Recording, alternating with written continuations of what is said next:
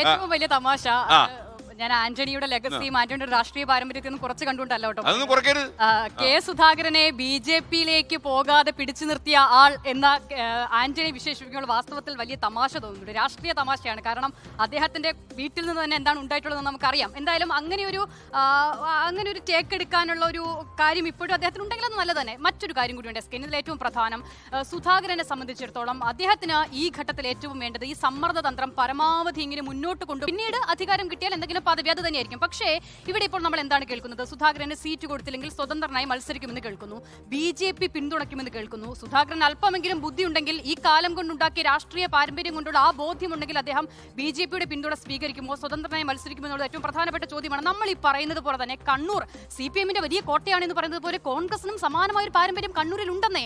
അപ്പോൾ അവിടെ നിന്ന് സുധാകരനെ പോലൊരു നേതാവ് കോൺഗ്രസിന്റെ ക്യാമ്പ് വിട്ട് പുറത്തേക്ക് ഇറങ്ങുകയും കോൺഗ്രസിനെ വെല്ലുവിളിച്ച് ഈ നിർണായക സാഹചര്യത്തിൽ സ്വതന്ത്രനാവുകയോ BJP പിന്തുണയോടെ മത്സരിക്കുകയോ ചെയ്താൽ ഗ്രൗണ്ടിലുള്ള കോൺഗ്രസ് എന്ത് സ്റ്റാൻഡ് എടുക്കുമെന്നുള്ളത് ഏറ്റവും പ്രധാനമാണ്. BJP-യുള്ള പതിത്തം എന്ന ആരാണെന്ന് പറയുന്നത്?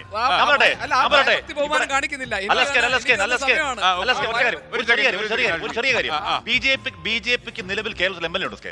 BJP-ക്ക് കേരളത്തിൽ നിലവിൽ ഒരു MLA ഉണ്ട്. ആരാണെന്നറിയോ? നാട്ടുക MLA CC മുകുന്ദൻ. MLA സ്ഥാനം രാജിവെച്ചിട്ടില്ല. BJP-യുടെ MLA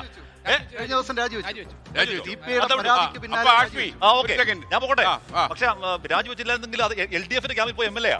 BJP-യുടെ പതിത്വം ആർക്ക് പറയാനാണ് അവകാശം?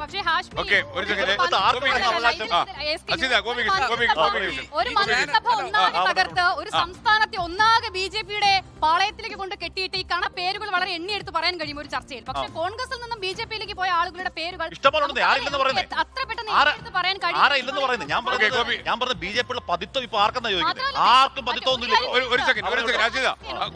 ലോകത്തെവിടെയായാലും ഏത് സമയത്തും 24 വാർത്തകളും ഓഗ്മെന്റഡ് റിയാലിറ്റി പാക്കേജുകളും എക്സ്പ്ലെയിനറുകളും വിശദമായി കാണാൻ ഞങ്ങളുടെ YouTube ചാനൽ നിങ്ങൾക്ക് സബ്സ്ക്രൈബ് ചെയ്യാം.